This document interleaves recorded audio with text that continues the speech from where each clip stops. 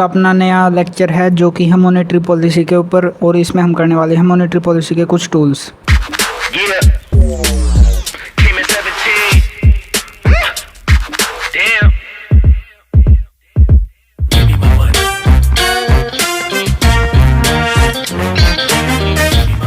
अपना नया लेक्चर है जो कि है मॉनेटरी पॉलिसी के ऊपर, और इसमें हम करने वाले हैं मॉनेटरी पॉलिसी के कुछ टूल्स। ठीक है, जिसमें से अपने पास सबसे पहले है ये वाले मॉनेटरी पॉलिसी क्या होती है वो देखेंगे।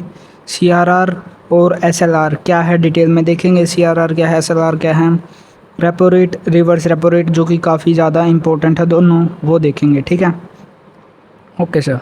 तो सबसे पहले अपने को मॉनेटरी पॉलिसी की ज़रूरत क्यों पड़ी, मॉनेटरी पॉलिसी है क्या वो भी हम समझेंगे, बट उसकी ज़रूरत क्यों पड़ी। मॉनेटरी पॉलिसी है भैया मनी सप्लाई को कंट्रोल करने के लिए, किस चीज़ में, मार्केट में मनी सप्लाई को कंट्रोल करना है, ना तो ज़्यादा होने देना है ना ही कम होने देना है, मेंटेन रखना है, तो इसलिए उसकी ज़रूरत पड़ी। ठीक है, ओके सर। देन और क्या है सर मॉनेटरी पॉलिसी के बारे में। अब मॉनेटरी पॉलिसी है क्या, सबसे पहले वो देखते हैं।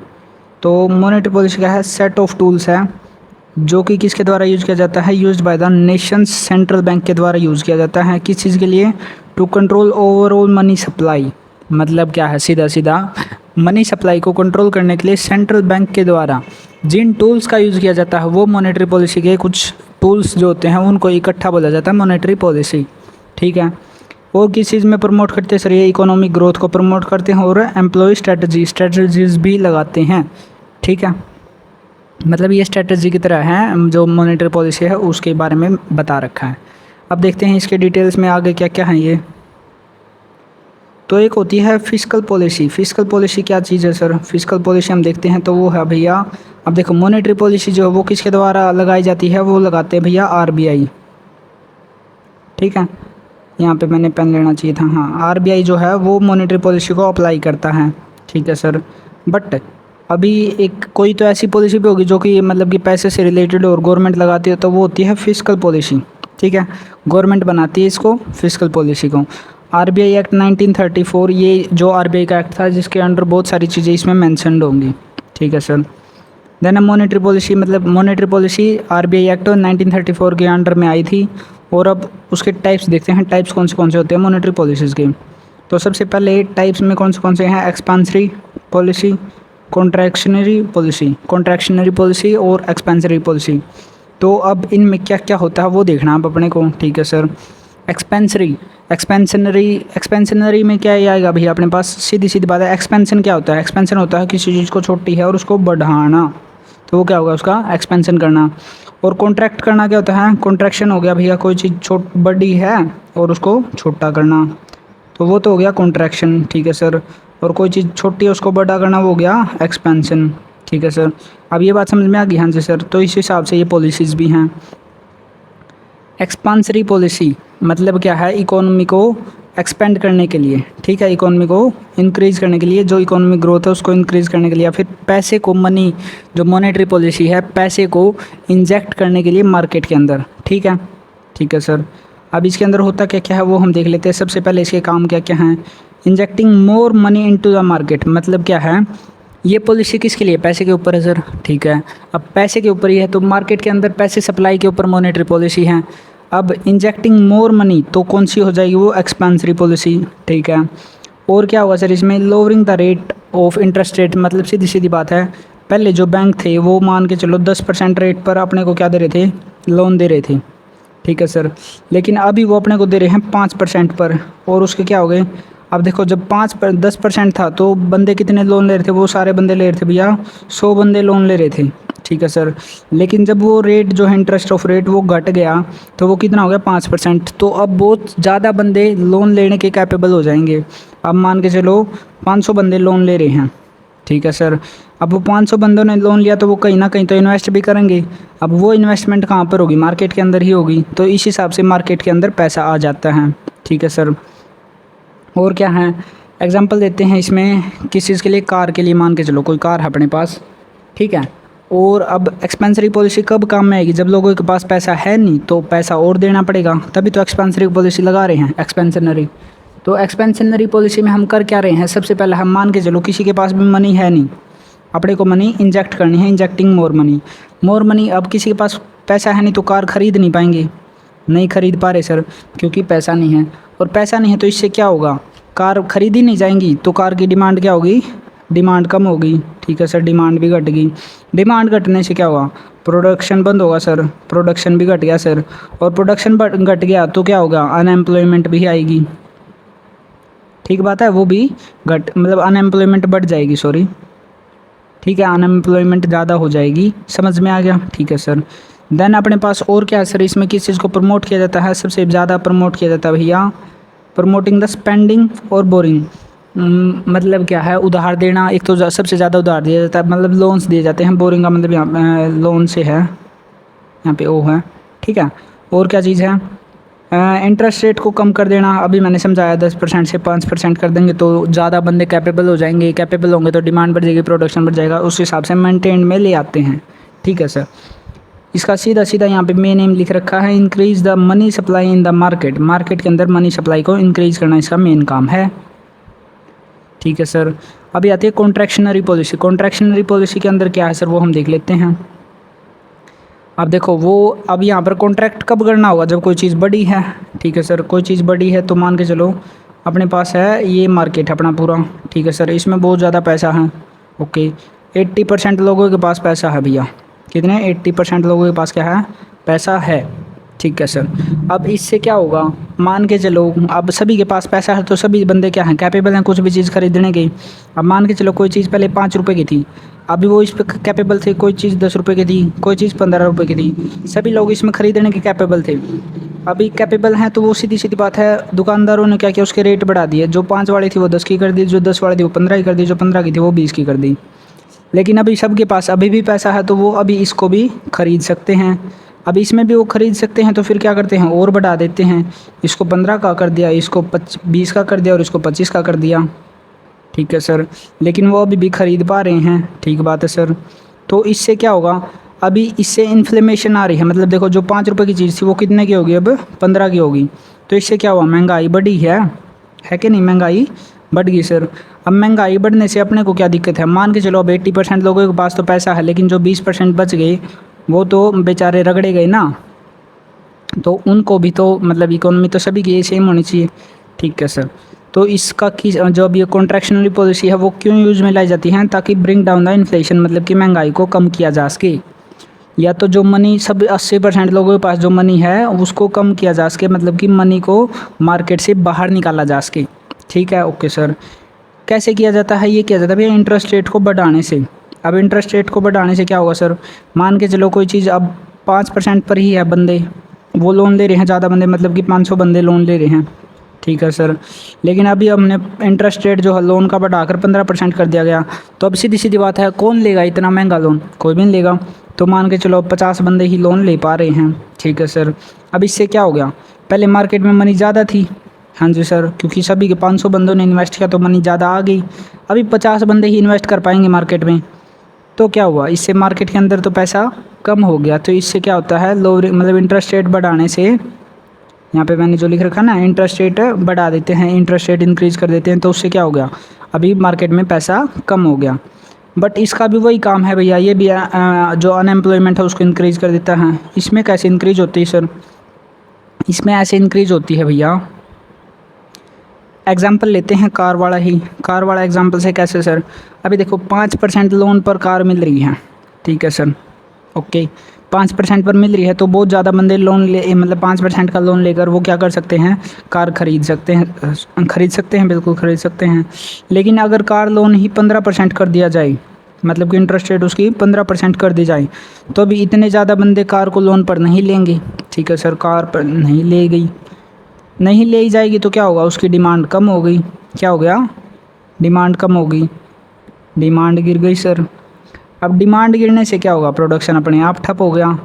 अब प्रोडक्शन ठप हो गया तो वहाँ पर प्रोडक्शन इतना नहीं हो रहा है तो बंदे भी कम ही लगेंगे, और बंदे कम लगेंगे तो क्या होगा, बंदे कम, सॉरी ऐसे लिखते हैं, अगर बंदे कम हो गई तो फिर उससे क्या हुआ, बंदे कम हो गए तो सर जी अब अनएम्प्लॉयमेंट तो इंक्रीज़ हो ही गई। समझ में आ गया। अब डिटेल पूरा ये मतलब क्या है, एक दूसरे से कनेक्टेड हैं सारी चीज़ें, और आगे जब आएगा और डिटेल में अच्छे से समझ में भी आता रहेगा। तो इस चीज़ को समझना अच्छे से, अगर नहीं समझ में आया तो दोबारा से एक बार रिपीट टेलीकास्ट तो क्या बोल रहा हूँ मैं, 10 सेकंड बैक करो और समझो, ठीक है। ओके, अब अपना आता है भैया ऑब्जेक्टिव क्या क्या है मॉनेटरी पॉलिसी के। मॉनेटरी पॉलिसी लाई क्यों गई थी, मॉनेटरी पॉलिसी लाई गई थी भैया, मतलब देखो, अगर अपने पास जो क्या बोलते हैं मनी जो है ज़्यादा आ गया मार्केट में तो भी दिक्कत है सर, मतलब पॉजिटिव रहा तो भी दिक्कत है सर, और जगह अगर नेगेटिव रहा मतलब कम हो गया तो भी दिक्कत है सर। दोनों में क्या है, ये भी ठीक नहीं है, ये भी ठीक नहीं है। तो अपने को क्या करना पड़ेगा, एक बीच का रास्ता निकालना पड़ेगा जो कि है मेंटेन्ड, ठीक है। मेंटेन करना पड़ेगा अपने को, मेंटेन करना, मनी फ्लो को मेंटेन करना इसका मेन इंपॉर्टेंट मतलब कि काम है। और मेंटेन रहेगा तभी ही अनएम्प्लॉयमेंट भी ठीक ठाक रहेगी, ठीक है सर। और क्या है, मेंटेन्स द इन्फ्लेशन, वही बात है, इन्फ्लेशन इसी से रिलेटेड था, समझ में आ गया होगा। Regulate the money supply, money supply को लगातार चलाते रहना, मतलब कि ना ज़्यादा होने देना ना कम होने देना, उसका भी है सर। एक्सचेंज रेट को मतलब कि मेंटेन रखना। अब देखो अगर ज़्यादा ही अपना रुपया गिर गया, ठीक है, अगर मतलब कि अपने मार्केट में ज़्यादा मनी आ गई, मतलब कि क्या हम मनी है भैया सबके पास, अगर सबके पास मनी आ गई तो पैसे की कीमत क्या हो जाएगी, रुपया जो है वो डाउन हो जाएगा, मतलब उसकी कीमत गिर जाएगी।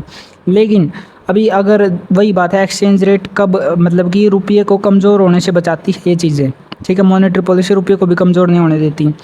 अगर मतलब ये अभी ये तो था कि भैया सबके पास पैसा है, सबके पास पैसा नहीं है तब भी दिक्कत है, तब तो कीमत बढ़ जाती है, मानते हैं रुपए की, लेकिन दिक्कत तो तब भी है।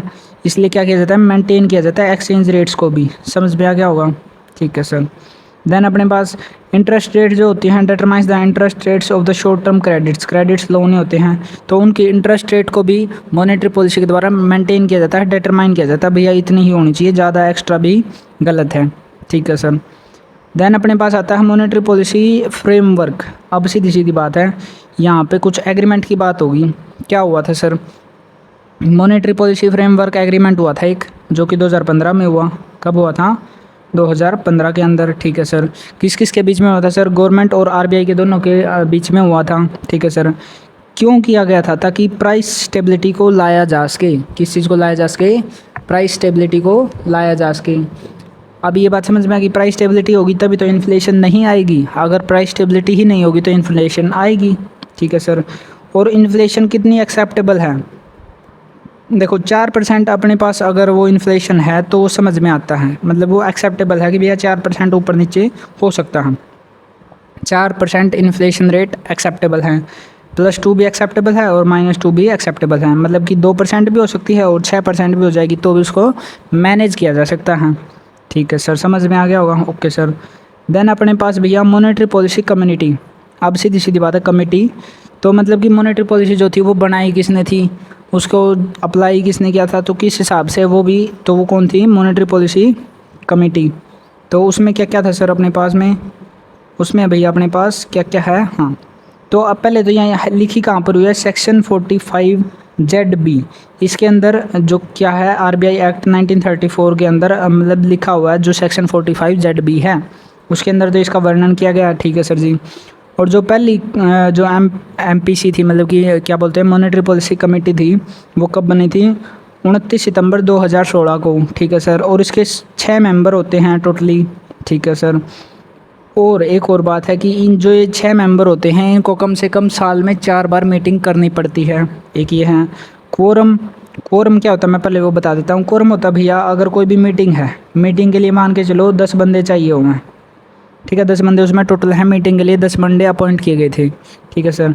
अभी उन 10 बंदों में से 8 बंदे आने पर मतलब कि 8 बंदे आने पर क्या है, अनुमति दे दी जाती है कि भैया 8 बंदे आ गए हैं, अभी हम इसका कोई भी डिसीजन भी ले सकते हैं इस मीटिंग का, ठीक है सर। तो उस हिसाब से कोरम समझ में आ गया। अभी यहाँ पर कोरम कितने का है, 4 मेंबर का कोरम है।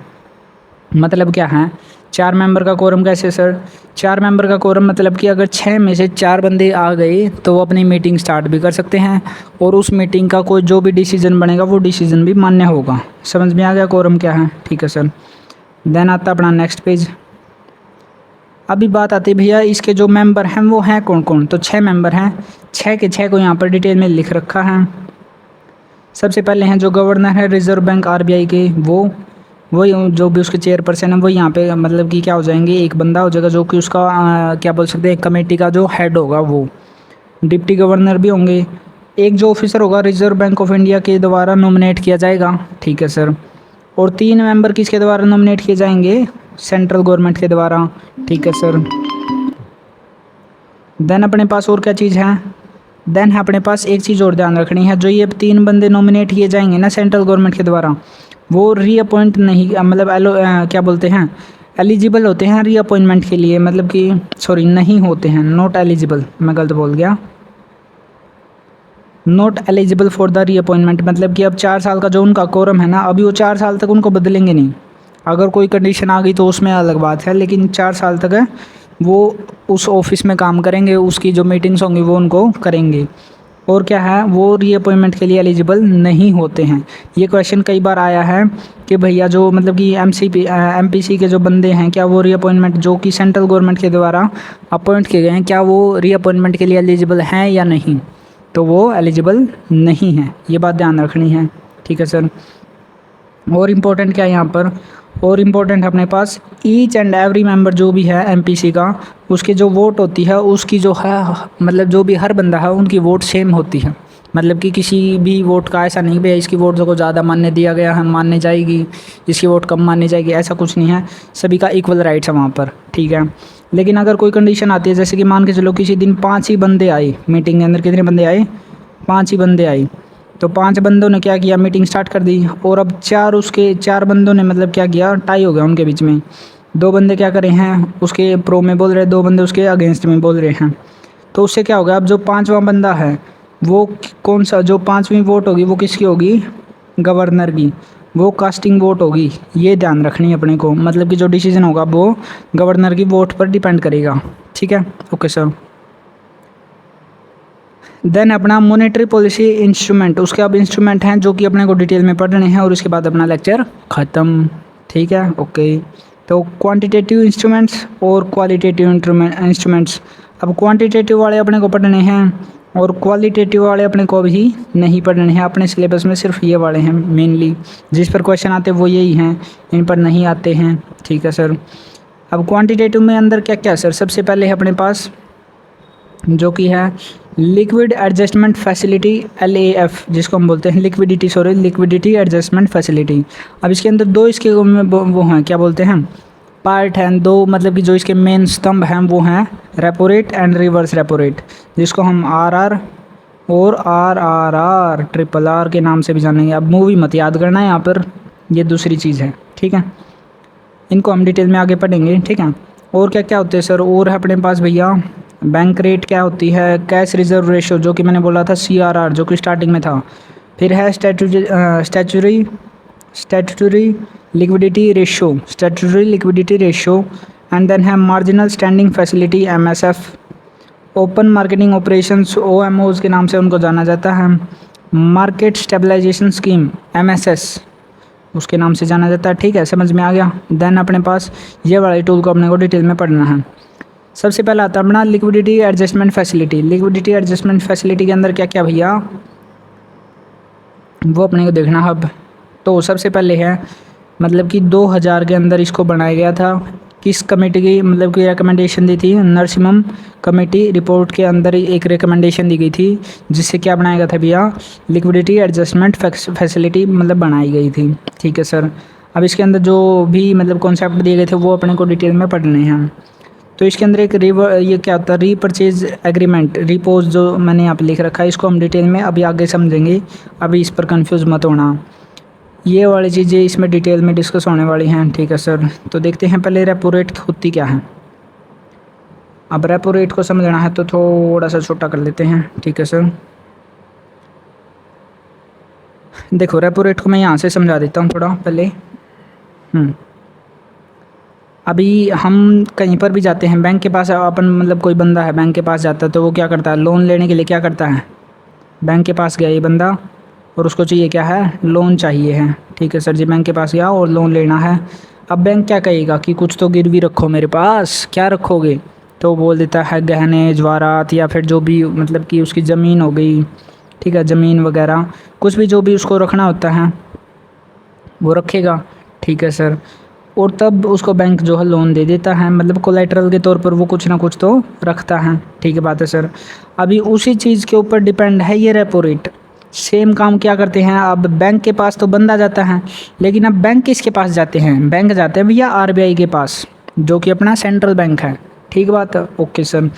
अब जो सेंट्रल बैंक के पास ये कौन से बैंक होंगे, ये सिर्फ होंगे कमर्शियल बैंक, कोई और कम्युनिटी नहीं आएगी यहाँ पर, कमर्शियल बैंक ही होंगे। कोई भी और जो भी फाइनेंस का इंस्टीट्यूट होता है कुछ भी हो, वो यहाँ पर इंक्लूडेड नहीं है, सिर्फ कमर्शियल बैंक इंक्लूडेड है, ठीक है सर।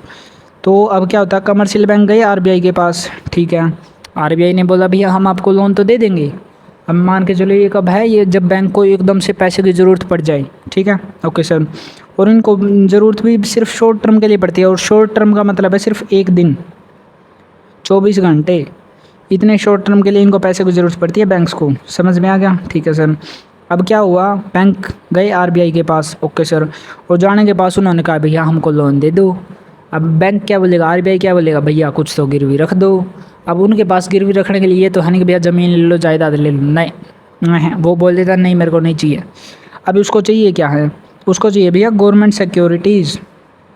क्या चाहिए हैं, गवर्नमेंट सिक्योरिटीज़, मतलब कि ऐसा मान लो ये कोई कागज़ है जिसके ऊपर कुछ इंपॉर्टेंट लिखा हुआ है, जिसकी काफ़ी ज़्यादा कीमत है, ठीक है, ओके सर। अब उसकी जो होती हैं गवर्नमेंट सिक्योरिटीज़ बैंक के बारे में है, अब वो बैंक के बारे में है तो वो आरबीआई ने रख लिया अपने पास, और एक रीपर्चेज एग्रीमेंट करवा लिया कि आप जब तक आप लोन नहीं चुकाओगे तब तक आपको ये नहीं मिलेगी, और जब आप लोन पूरा चुका दोगे तो आपको ये वापस से ख़रीदनी पड़ेगी। तो यही होता है रीपर्चेज एग्रीमेंट, ठीक है बात है, ओके सर, समझ में आ गया, हाँ जी सर। अब इसके अंदर क्या होता है, जैसे कि अपने पास जो आरबीआई था, उन्होंने इसकी मान के चलो ये जो अपनी है गवर्नमेंट सिक्योरिटी, उसकी 1000 रुपये वैल्यू है, ठीक है सर। उसने बैंक से लोन ले लिया, ठीक है सर, लोन ले लिया, लोन लेने के बाद अब उसने चुका दिया लोन, तो अब वो क्या करेगा, उसको 1000 रुपये वापस देगा बैंक को, ताकि वो उसकी अपनी क्या ख़रीद सके, गवर्नमेंट सिक्योरिटी ख़रीद सके। लेकिन बैंक उससे ले तो लेगा 1000 रुपये ही, लेकिन उसको सिर्फ वापस देगा कितने, 950 रुपये की वैल्यू की गवर्नमेंट सिक्योरिटी वापस देगा। जो 50 रुपये बच गए, मतलब जो 5% का करीबन जो इंटरेस्ट बच गया, वो क्या करता है, यही अपना क्या होता है रेपो रेट। जो ये 5% हो गया, ये क्या है अपना रेपो रेट, समझ में आ गया। मतलब जो गवर्नमेंट सिक्योरिटी की वैल्यू थी, और जो मतलब कि वापस बैंक को जब वापस दी तो उसकी वैल्यू कितनी वापस की आरबीआई ने, उसका जो मतलब डिफरेंस होता है, जो कि हम यहाँ पर देख सकते हैं 50 रुपये हैं, ठीक है, तो वो करीबन 5% के आसपास आ गया। तो वही वाली वैल्यू क्या होगी अपने यहाँ पर रेपो रेट, समझ में आ गया होगा, ठीक है सर। देन हम चलते हैं आगे। अब रेपो रेट का अपने ऊपर फ़र्क क्या पड़ता है, ठीक है, तो वो भी देख लेते हैं सर जी। मान के चलो रेपो रेट बढ़ा दी किसी ने क्या, आरबीआई ही बढ़ाएगा, ठीक है सर। आरबीआई ने क्या किया भैया, जो बैंक की क्या बोलते हैं रेपो रेट जो थी वो कितनी थी, पहले 5% थी, और 5% से बढ़ाकर कितनी कर दी, 10% कर दी, ठीक है सर। अब 10% करने से, अब रेपो रेट बढ़ाने से होगा क्या, मनी फ्लो जो हो जाएगा वो कम हो जाएगा, मनी फ्लो क्या हो जाएगा, कम, मनी फ्लो डिक्रीज़। कैसे, अभी देखो सर, रेपो रेट ज़्यादा होगी तो वो बैंक क्या होंगे, कम से कम लोन लेना चाहेंगे। अभी मान लो 5% पर है रेपो रेट, तो उन्होंने गवर्नमेंट सिक्योरिटी दे दी और फिर अपनी ख़रीद भी ली 5% का ही, ज़्यादा तो ज़्यादा मतलब उनको नुकसान हुआ है यहाँ पर। एग्जैक्टली नुकसान नहीं होता उनको, क्योंकि वो लोन से इतना कमा लेते हैं, बट यहाँ पर क्या हुआ, अब 10% रख दिया तो वो कम से कम रखेंगे वहाँ पर, हाँ जी सर, जिससे रेपो रेट बढ़ गई। अब रेपो रेट बढ़ने से बैंक कम से कम लोन लेने के लिए उत्सुक होंगे, ठीक है सर, और कम से कम लोन लेंगे तो वो कम से कम डिस्ट्रीब्यूट भी लोन कम से कम करेंगे। मतलब कि अब जब उनके पास पैसा है ही नहीं वापस, मतलब कि इन्वेस्ट करने के लिए मार्केट में, तो मार्केट से तो अपने आप पैसा गायब, मतलब कि मार्केट से तो अपने आप पैसा कम हो गया, ठीक बात है सर। अभी वही अगर सिनारियो दूसरा देखें हम, क्या सिनारियो होगा सर, अभी जब 10% रेपो रेट थी और जब 5% हो गई, तो अब क्या होगा, 5% होते ही बैंक ज़्यादा से ज़्यादा लोन लेंगे, ज़्यादा से ज़्यादा लोन लेंगे तो वो ज़्यादा से ज़्यादा डिस्ट्रीब्यूट करेंगे, और ज़्यादा से ज़्यादा डिस्ट्रीब्यूट करेंगे तो उससे होगा क्या, मनी फ्लो जो है वो मार्केट के अंदर इंक्रीज़ हो जाएगा, समझ में आया, ठीक है सर, कोई डाउट नहीं सर। अब रिवर्स रेपो रेट क्या होता है, रिवर्स रेपो रेट में बस इतना है भैया, अब क्या हो गया रिवर्स रेपो रेट के अंदर, अभी बैंक ने तो मतलब कि बैंक को जब ज़रूरत थी उन्होंने ले लिया, ठीक है सर, उन्होंने मतलब इंटरेस्ट पर जो लोन लेना था वो लिया। अभी हमने लिया भैया, अब क्या लेंगे हम, अभी आरबीआई को लोन चाहिए है, ठीक है। आरबीआई को वैसे लोन चाहिए नहीं होता, वो कोई अलग सिनारियो होगा जब उसको लोन चाहिए होगा, बट वो इसलिए लेता है, वो इसलिए लोन लेता है इनके ऊपर, क्यों, क्योंकि उसको मार्केट से मनी निकालनी होती है तब, ठीक है। कैसे, मैं थोड़ा इसमें डायरेक्ट डायग्राम से समझाता हूँ कैसे। हाँ, अब जैसे ये आरबीआई है, हाँ जी सर, और ये बैंक है। अब जितना जो सेम मैंने बताया था ना दो चीज़ों का डिफरेंस, उन्हीं दो चीज़ों का डिफरेंस क्या होता है। अब पहले तो क्या था, बैंक जो थे आरबीआई के पास गई, हाँ जी सर, बैंक आरबीआई के पास गए और उन्होंने लोन लिया सर, ठीक बात है सर। अब उन्होंने लोन लिया तो क्या हो गया, तो वो तो होगी मतलब कि सॉरी रेपो रेट कब होगी, हाँ मतलब बैंक ने आरबीआई से लोन लिया तो रेपो रेट होगी। लेकिन जब आरबीआई ने किससे लोन लिया, बैंक से लोन लिया, यहाँ पर मैंने थोड़ा अलग लिख रखा है, मैं बोल अलग रहा हूँ तो समझना उसको, मैं दोबारा से एक बार इरेज करके बताता हूँ। देखो, जब आरबीआई क्या करेगा, आरबीआई क्या कर रहा है भैया, आरबीआई मतलब कि बैंक को लोन दे रहा है, आरबीआई ने क्या किया, बैंक को लोन दिया, तो वो कौन सी रेट होगी, रेपो रेट। अब जब बैंक आरबीआई को लोन देगा तो वो कौन सी रेट होगी, रिवर्स रेपो रेट। समझ में आ गया, बस रिवर्स हो गया मतलब उल्टा हो गया रेपो रेट का, ठीक है सर, कोई डाउट, नो सर। और यहाँ पर भी अभी जो बैंक आते हैं वो भी कुछ ना कुछ तो गिरवी रखवाते होंगे ना, तो वो भी क्या रखवाते हैं, government securities and other approved securities as the collateral, collateral के तौर पर वो क्या रखवा लेते हैं, वो भी गवर्नमेंट सिक्योरिटी ही रखवा लेते हैं, ठीक बात है। ओवरनाइट बेसिस पर, ओवरनाइट बेसिस मतलब कि सिर्फ 24 आवर के लिए ना, मतलब कि वो निकालना होता है उनको पैसा, ऐसा समझ लो। ओके सर, देन अपने पास नेक्स्ट है भैया कैश रिजर्व रेशो। अब इसको भी हम डिटेल में देख लेते हैं, कैश रिजर्व रेशो क्या है, स्टैट्यूटरी लिक्विडिटी रेशो क्या है। अब ये मेरे को बोलना नहीं आ रहा, थोड़ा तो मेंटेन कर लेना, मैनेज कर लेना, सॉरी, ठीक है। अब आता है cash reserve ratio, cash reserve ratio के अंदर क्या होता है सर, तो देखते हैं। कैश रिजर्व रेशो है अपने पास, तो उसमें है भैया द, मतलब मैं समझा देता हूँ डायरेक्ट आपको ताकि इसमें इतना पढ़ना ना पड़े, समझाने में क्या है। देखो, एक कस्टमर है, ठीक है सर, कस्टमर ने क्या किया, बैंक के पास गया वो, और बैंक के पास जाते उसने क्या किया भैया, 100 करोड़ रुपए, कितने, 100 करोड़ रुपए बैंक में जमा करवा दिए, ठीक है सर। अब ऐसा तो है नहीं कि बैंक जाएगा और बैंक जाते ही 100 के 100 करोड़ को मार्केट में इन्वेस्ट कर दे, ऐसा वो कर ही नहीं सकता क्योंकि उसको ऐसी अनुमति नहीं है। मान के चलो अगर बैंक दिवालिया हो जाए तो फिर क्या वो 100 करोड़ वापस दे पाएगा, नहीं दे पाएगा। इसलिए क्या करते हैं, सिक्योरिटी के तौर पर, सिक्योरिटी के तौर पर बैंक क्या करते हैं, 4 करोड़, मतलब कि अगर रिवर्स रेपो रेट कितनी है, 4% है, रिवर्स रेपो रेट कितनी, सॉरी रेपो रेट कितनी है, 4% है, रिवर्स रेपो रेट नहीं, रेपो रेट, रेपो रेट कितनी है, 4% है। तो उन्होंने क्या किया, जो इतने थे ना 100 करोड़, उनमें से 4 करोड़ वापस कैश रिजर्व रेशो, रिजर्व क्या होता है, बचा कर रखना, कैश फॉर्म में, कैश फॉर्म में 4 करोड़ रुपए आरबीआई के पास जमा करवा दिए, ठीक है सर। या तो आरबीआई के पास जमा करवा दें या तो खुद एक ऐसा वॉलेट बना ले जहाँ पर वो कैश फॉर्म में 4 करोड़ रुपए रख पाएँ, ठीक है, ओके सर। और जो 96 करोड़ रुपए बच गए उनको कहीं पर भी वो इन्वेस्ट कर सकते हैं, लोन दे सकते हैं, डिस्ट्रीब्यूट करो, मज़े लो, ठीक है सर, कोई डाउट, नो सर। अब इसमें थोड़ा सा क्या होता है, कैश रिजर्व रेशो का जो रेट होता है अगर वो ज़्यादा बढ़ जाए तो क्यों खफा हो जाते हैं कुछ बैंक्स, क्योंकि इन पर कोई इंटरेस्ट नहीं मिलता बैंक को, इसलिए। अब जब हम बैंक में पैसे जमा करते तो अपने को तो इंटरेस्ट मिलता ना, तभी तो हम जमा करते हैं, अदरवाइज़ क्यों जमा करेंगे, घर पे नहीं रख लेंगे, इतनी सिक्योरिटी तो होती है घर पर, ठीक है सर। लेकिन बैंक को ये रखना पड़ता है बिना इंटरेस्ट मिलते हुए भी, ताकि बैंक दिवालिया हो जाए तो उसमें आरबीआई उनकी हेल्प भी कर पाए, और भी वैसे मतलब कि उनको रखना होता है सिक्योरिटी के तौर पर भी, ठीक है, ओके सर जी। अब यहाँ पर एक चीज़ और है,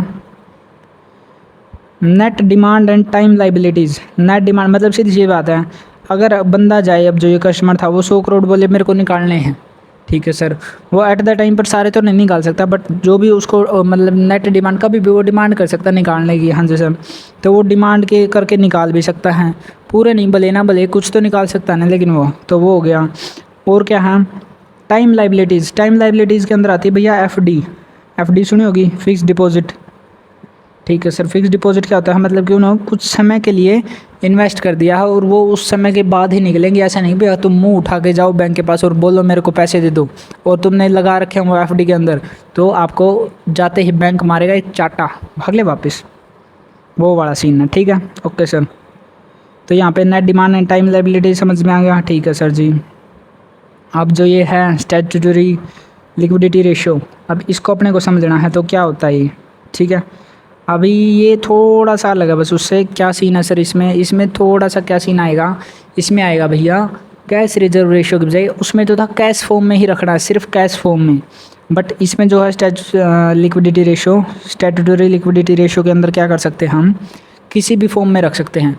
गवर्नमेंट सिक्योरिटी के फॉर्म में रख दो, गोल्ड के फॉर्म में रख दो, फॉरेन करेंसी तो नहीं, मतलब कि या फिर जो प्लास्टिक करेंसी होती है, प्लास्टिक करेंसी नहीं, क्या बोलते हैं उसको, ऑनलाइन जो हम रखते हैं वैसे रख लो। ठीक है, तो उस हिसाब से रख सकते हैं। ठीक है, गवर्नमेंट सिक्योरिटीज़, कैश, गोल्ड या फिर कैश की फॉर्म में भी इसमें रख सकते हैं। बट इसमें ऐसी कोई कंपल्सन नहीं है कि भैया सिर्फ कैश फॉर्म में रखना। कैश रिजर्व रेशियो में तो अपने को सिर्फ कैश फॉर्म में रखना था, बट इसके अंदर हम कैसे रख सकते हैं, गवर्नमेंट सिक्योरिटी, कैश या तो गोल्ड, कैसे भी रख लो बट रखो। ठीक है, ओके सर जी। देन अपने पास और क्या सर इसके अंदर, maintain with the bank itself. इसमें है ऐसा नहीं कि भैया सिर्फ आरबीआई के पास जाओ जमा करवाओ ना, बैंक अपने पास ही इसको रख सकता है। ठीक है, लेकिन रखना ज़रूर है। ऐसा नहीं कि भैया वो रखे ही ना और फिर वो, मतलब ऐसा नहीं होगा। ठीक है सर जी। 2007 में इसके बारे में अमेंडमेंट हुआ था। ठीक है सर। बैंक अर्न इंटरेस्ट, इससे क्या होता है, इसके अंदर बैंक को जो है इंटरेस्ट मिलता है। अगर मान के चलो उसने कुछ भी रुपए रखे हैं, एसएलआर, अब ये जो मैंने स्टार्टिंग में नहीं बोले थे सीआरआर और एसएलआर, ये वही डिटेल में चल रहा है अब। ठीक है, तो इस पर क्या होता है, इस पर बैंक को मतलब इंटरेस्ट मिल जाता है, तो इसलिए बैंक राजी भी होते हैं, खुश भी होते हैं इसमें। ठीक है, अब जो ये होता है 0 से 40% तक ये मतलब कि जो ये होता है रेशो एसएलआर हो सकता है। ठीक है, ओके सर। देन इसका भी कुछ मतलब जो रेट होता है वो होता है 0 से 40% के बीच में हो सकता है। ठीक है, अब इसको हम थोड़ा सा और डिटेल में समझते हैं, कैसे वो देख लेते हैं अपन। तो इसके बारे में हम क्या क्या देखते हैं, थोड़ा सा आगे डिटेल में मैंने लिख रखा है, तो वो देखते हैं। अपने पास है, जैसे कि मैं एसएलआर ही समझा देता हूँ सबसे पहले। एसएलआर क्या भैया, वो है ये वाली चीज़। कस्टमर था, कस्टमर गया 1000 रुपये डिपॉजिट कराने, 800 रुपये बैलेंस रख लेता है और 200 रुपये एसएलआर के तौर पर उसकी गवर्नमेंट सिक्योरिटी के अंदर इन्वेस्ट कर दिए गए हैं। ठीक है सर, मतलब बैंक ने एसएलआर के तौर पर रख लिए हैं, क्योंकि एसएलआर रेट कितनी है, 20%। मैंने बोला था ना 0 से 40% के बीच में हो सकती है, तो यहाँ पर है 20%। ठीक है सर। अब ये इंटरेस्ट इससे मतलब जब उन्होंने ऐसे रखे तो उनको इंटरेस्ट भी मिलेगा, और वो इंटरेस्ट कमा लिया, उसको वो इंटरेस्ट को इन्वेस्ट कर सकते हैं। ठीक है सर, ये समझ में आया सर। लेकिन अब अगर दोनों ही अप्लाई हो जाएं, सीआरआर और एसएलआर, तो क्या होगा सर, तो होगा भैया सीआरआर भी लगेगा और एसएलआर भी लगेगा, और दोनों के रुपए जब बचा लेंगे उसके बाद अपने को क्या करना होता है, उसके बाद अपने को लगाना होता है। ठीक है, बैंक को इन्वेस्ट करना होता है। जैसे 1000 रुपये डिपॉजिट करने गए थे, 740 रुपये ही बचे। क्यों, क्योंकि 6% तो क्या था, रेपो रेट था, सॉरी रेपो रेट बोल रहा हूँ, cash reserve ratio, cash reserve rate था, और एसएलआर भी था। एसएलआर कितना था, 20% था, तो 20% था तो 200 रुपये तो उसके बच गए, और 6% था 60 रुपये उसके। अब ये दोनों तो रख लिए उन्होंने आरबीआई के पास। ठीक है सर, मैंने बोला था ना, या तो आरबीआई के पास जमा करा दो या तो खुद के पास एक ऐसा वॉलेट बनाओ जिसमें अपने पास मतलब रखो। कैश रिजर्वेशन में आरबीआई के पास जमा करवा सकते हैं, लेकिन एसएलआर में अपने पास खुद के पास ही रखना होता है, ये थोड़ा ध्यान रखना। ठीक है सर। अभी क्या हो गया, अब जो ये 740 रुपये बचे ना, सिर्फ इन्हीं को इन्वेस्ट कर सकते हैं, डिस्ट्रीब्यूट कर सकते हैं कहीं पर भी। समझ में आ गया, तो ये था एसएलआर का और मतलब उसका। ठीक है, अब जो एसएलआर होता है ना, इसके अंदर भी गवर्नमेंट सिक्योरिटी रखी जाती हैं, उसका भी कॉन्सेप्ट आपको आगे समझ में आ जाएगा। देन अपने पास भैया बैंक रेट। बैंक रेट का क्या चक्कर है अब, बैंक रेट भैया वो रेट है जिस पर अपने को लोन मिलता है, सीधी सीधी बात है। ठीक है, charge against the loan offer to the banks by the RBI, ये वाली चीज़ है। मतलब क्या है, ये थोड़ा इसमें नो परचेज रेपो रेट की तरह ही है, बस क्या होता है ये ओवरनाइट नहीं होता। ठीक है, और इसमें कोई भी क्या नहीं होता, मतलब कि इसके अंदर कोई भी वो नहीं होता, क्या बोलते हैं, रेपोज जो नहीं था, रेपोज मैंने बोला था, मतलब कि रीपरचेज एग्रीमेंट इसके अंदर नहीं होता है, ठीक है सर। और क्या होता है, ये थोड़ा लॉन्ग टर्म होता है, लॉन्ग टर्म। अभी जो शॉर्ट टर्म था वो सिर्फ 1 दिन के लिए था, और इसमें भी जो लॉन्ग टर्म होगा वो भी ज़्यादा नहीं, ऐसा नहीं कि भाई 2-2.5 साल के लिए दे दिया ना, सिर्फ 28 दिन के लिए होगा, ठीक है सर। और इसमें कोई भी कोलेट्रल रिक्वायर्ड नहीं होता है, बैंक लोन ले सकते हैं आरबीआई से, लेकिन इसके अंदर क्या होगा, ज़्यादा वो मतलब क्या बोलते हैं, ज़्यादा इसके अंदर कोलेट्रल या फिर गिरवीबाजी का कोई झंझट नहीं होता है। लेकिन इससे ये अपने लिए इम्पोर्टेंट कैसे सर, इसमें हमारा कहाँ पे आए, हम कहाँ पर आए, तो हम आते हैं भैया इसके अंदर यहाँ पर directly impact on the consumers, consumers के ऊपर ये डायरेक्टली इम्पैक्ट करता है, ठीक है सर। कैसे करता है वो भी समझा दो सर ज़रा।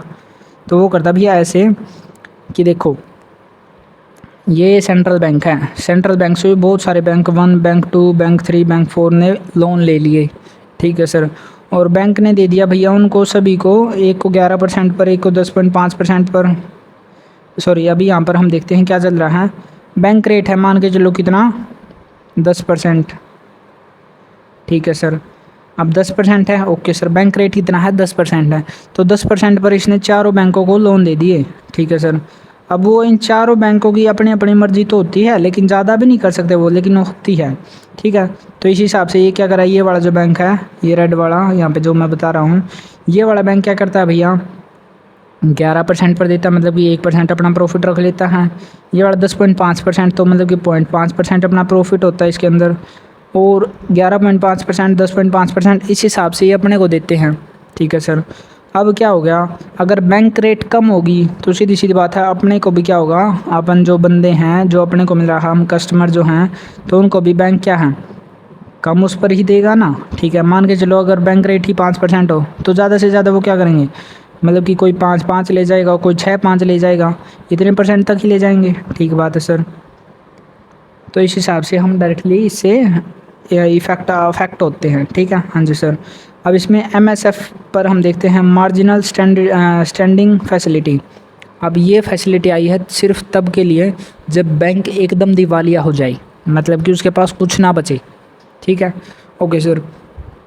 कैसे, अभी ये कंडीशन कैसे है वो मैं समझा देता हूँ थोड़ा। हाँ देखो, अपने पास है भैया क्या है, आरबीआई है, ठीक है सर जी। आरबीआई के पास गया बैंक, और बैंक से बैंक ने क्या किया, आरबीआई से लोन ले लिया, ठीक है सर। बैंक ने आरबीआई से लोन लिया, और लोन लेते समय उसने क्या गिरवी रख दिया, गवर्नमेंट सिक्योरिटी को गिरवी रख दिया, ठीक है सर। किसके पास, आरबीआई के पास। ये हो गया सर। लेकिन अब एक और चीज़ होती है, एसएलआर जब अप्लाई होता है, मतलब कि एसएलआर में जब वो कुछ पैसे रखता है, तब भी उसको कुछ गवर्नमेंट सिक्योरिटी के फॉर्म में भी वो रख सकता है। हाँ जी सर, ठीक है। अब बैंक यहाँ पर क्या है, दिवालिया हो चुका है एकदम, बैंक दिवालिया हो चुका, तो क्या करेगा, अब उसको पैसे तो चाहिए हम, और उसने तो पहले ही जब लोन लिया था तो गवर्नमेंट सिक्योरिटी तो उसकी खुद की, तो उसने कहाँ पर रख दी थी, बैंक के पास रख दी थी। लेकिन जो एसएलआर वाली जो उसके अंदर भी वो गवर्नमेंट सिक्योरिटी के फॉर्म में रख सकता है, लेकिन जो वो गवर्नमेंट सिक्योरिटी है अगर वो उस फॉर्म में रखे हुए हैं तो उसके लिए वो उस पर लोन अप्लाई नहीं कर सकता, ठीक है। आरबीआई से वो लोन नहीं ले सकता, लेकिन एमएसएफ के अकॉर्डिंग वो ले सकता है लोन आरबीआई से भी। बैंक बोलता है कि आप इससे लोन तो ले लो, मतलब कि आपने जो एसएलआर के अंदर जो गवर्नमेंट सिक्योरिटी रखी है ना, मैं उसके ऊपर भी आपको लोन दे दूंगा। अब मैं लोन दे तो दूंगा, लेकिन उसमें क्या होगा, बस उसमें थोड़ा जो रेपो रेट का है उससे इंटरेस्ट ज़्यादा लूँगा मैं, इतना बोल देता बस बैंक। समझ में आ गया, यहाँ पर इंटरेस्ट बढ़ जाता है, ठीक है। ओके सर, ये थी भैया अपना एमएसएफ, ठीक है। तो यहाँ पर मैंने बोल दिया है, ये लिख भी दिया, वही वाली चीज़ है। लेकिन ऐसा नहीं कि भैया आप जो ये गवर्नमेंट सिक्योरिटी है उसके ऊपर हम कितना भी करोड़ों का उधार ले लें ना। अब जो एनडीटीएल जो उसके पास net demand and time liabilities के ऊपर जो जितना भी उसके पास कैश है या फिर जो भी है फंड्स है ना, तो वो कितने ले सकता है, सिर्फ उसका 1% तक। मतलब कि मान के चलो उसके पास 100 करोड़ रुपए हैं, सॉरी 1000 बोल दो, चलो 1000 करोड़ रुपए हैं, तो जो 1000 करोड़ है सिर्फ उसका 1%, मतलब कि 1/10 ही कितना वो ले पाएगा, 1/10 जितना, मतलब कि जो भी उसका कैश होगा, जो भी उसका, मतलब कि 1/10 के बराबर ही वो कितना ले पाएगा, उससे लोन ले पाएगा, फंड्स बोरो कर पाएगा। समझ में आ गया, ठीक है सर जी। ये इसका लास्ट ऑप्शन होता है बैंक का दिवालिया होने के बाद बचने का, इसके बाद कोई ऑप्शन नहीं है भैया। रेपो रेट से ज़्यादा होता है वो तो मैंने समझाया ही है। अब उसको एक्स्ट्रा किसी चीज़ पर वो लोन दे रहा है बैंक, तो उससे कुछ तो वसूल भी करेगा, तो वसूल कर लिया उसने, ठीक है सर। देन अपने पास भैया अब एमएसएफ को यहाँ पर मैंने दोबारा बता रखा है, कि हम यहाँ पर गवर्नमेंट जो मतलब जो बैंक है आरबीआई से लोन ले सकता है जब दिवालिया हो जाए तब, लेकिन गवर्नमेंट सिक्योरिटी के ऊपर ही। और कौन सी गवर्नमेंट सिक्योरिटी? एसएलआर वाली, ठीक है ना। Okay sir. लेकिन इसमें क्या होगा, जो टिपिकल जो क्या बोलते हैं, मतलब कि अगर वैसे मान के चलो 5% रेपो रेट है, तो इसमें वो कितना बढ़ा देता है, 5.25 कर देगा। पहले तो था भैया कि 0.25 उसमें ऐड हो जाता था, लेकिन अभी वो अपने हिसाब से देख सकते हैं, चेंज कर देते हैं कई बारी, ठीक है। Okay sir. यहाँ पे मैंने लिख भी रखा है भैया, टिपिकली 25 BPS के अकॉर्डिंग ही वो मतलब ज़्यादा होता था, जो मैं बता रहा हूँ कि 0.25% रेट ही बढ़ाते थे, लेकिन अब ऐसा नहीं है, वो थोड़ा अलग हो सकता है, ठीक है। Okay sir. देन अपने पास आता है भैया ओ एम ओज़ क्या, ओपन मार्केट ऑपरेशंस। अब उसमें क्या है सर जी, इसमें पंगा है सारा किस चीज़ का, इसमें पंगा सारा गवर्नमेंट सिक्योरिटीज़ का। गवर्नमेंट सिक्योरिटीज़ कैसे, ये हो गई गवर्नमेंट सिक्योरिटी। यहाँ पर कोई भी कंपनी है, ठीक है सर जी, ये हो गया आरबीआई। अब आरबीआई ने क्या किया, अभी उसको आरबीआई को, अब वो डिपेंड करता है कि आरबीआई को पैसा मार्केट से निकालना है या पैसा मार्केट के अंदर इंजेक्ट करना है, ठीक है। Okay sir. अगर पैसा मार्केट से निकालना है तो क्या करेगा वो, अगर पैसा मार्केट से निकालना है तो क्या कर देता है, गवर्नमेंट सिक्योरिटीज़ को बेच देता है। मतलब कि आरबीआई के पास कुछ गवर्नमेंट सिक्योरिटीज़ होती हैं, अब आरबीआई क्या करता है, उन गवर्नमेंट सिक्योरिटीज़ को सेल कर देता है, ताकि क्या हो सके, मनी फ़्लो को डिक्रीज़ किया जा सके, ताकि मनी फ़्लो को डिक्रीज़ किया जा सके मार्केट से, मतलब कि मार्केट से पैसा निकाला जा सके। क्यों? इससे होगा क्या, जो ये कंपनीज़ है वो क्या करेंगी, गवर्नमेंट सिक्योरिटीज़ के अंदर इन्वेस्ट कर देंगी, और कंपनीज़ के पास मार्केट में इन्वेस्ट करने के लिए पैसा बचेगा नहीं, ठीक है। तो इसलिए गवर्नमेंट सिक्योरिटीज़ को सेल कर देता है आरबीआई, ताकि मनी फ़्लो को डिक्रीज़ किया जा सके या मार्केट से पैसा निकाला जा सके। और अपोजिट करता है कब, मतलब कि जो गवर्नमेंट सिक्योरिटीज़ हैं उनको क्या कर देता है, परचेज़ कर लेता है, कब, जब उसको मार्केट के अंदर पैसा ज़्यादा डालना हो, ठीक है। कैसे सर, वो कैसे होता है, अभी देखो आरबीआई के पास पैसा है, उसने गवर्नमेंट सिक्योरिटी ख़रीद ली, ठीक है। किसके पास थी गवर्नमेंट सिक्योरिटीज़, कंपनीज़ के पास गवर्नमेंट सिक्योरिटीज़ थी। अब उसने गवर्नमेंट सिक्योरिटीज़ तो ख़रीद ली, लेकिन उनको तो पैसा मिल गया ना, और अब कंपनीज़ के पास पैसा आ गया, तो वो उस पैसे का क्या करेंगे, मार्केट के अंदर इन्वेस्ट कर देंगी। समझ में आया? ओके सर, कोई दिक्कत? No sir. अब चलते हैं आगे, बस अपना लास्ट पेज है ये, इसको बाद ख़त्म। अब ये बेस रेट होती है भैया, बेस रेट पहले हुआ करती थी, ये कुछ मतलब कि और लैंडिंग रेट्स है जिसके ऊपर लोन दिए जाते थे, ठीक है। Priority sector lending, marginal cost of the landing rate, यही अपने को थोड़ा बस पढ़ना है, बाकी अपना काम समाप्त। बेस रेट क्या होता था सर, बेस रेट है भैया, आरबीआई जो है सभी पर पहले बेस रेट लगाता था। बेस रेट क्या सर, ये मिनिमम रेट होती है, इंटरेस्ट रेट होती है, जिसके नीचे तो बैंक लोन नहीं दे सकता। मान के चलो कि मिनिमम बैंक आरबीआई ने रख दिया भी है 5% मिनिमम रेट, मतलब इंटरेस्ट रेट तो लेना ही लेना है सभी से, ठीक है सर। तो क्या होता था कई बार इससे मतलब कि थोड़ा गड़बड़ हो जाती थी कि सभी मतलब कि सभी बैंक क्या होते हैं 5% पर ही फिर लोन देते हैं, कोई उससे ऊपर नहीं कर सकता, कोई उससे मतलब नीचे नहीं कर सकता, वो इसलिए बेस रेट लगा दी जाती थी। और इससे क्या होता है, फिक्स्ड हो जाता था, जिससे रेपो रेट के चेंज का इस पर कोई असर ही नहीं पड़ता था, ठीक है।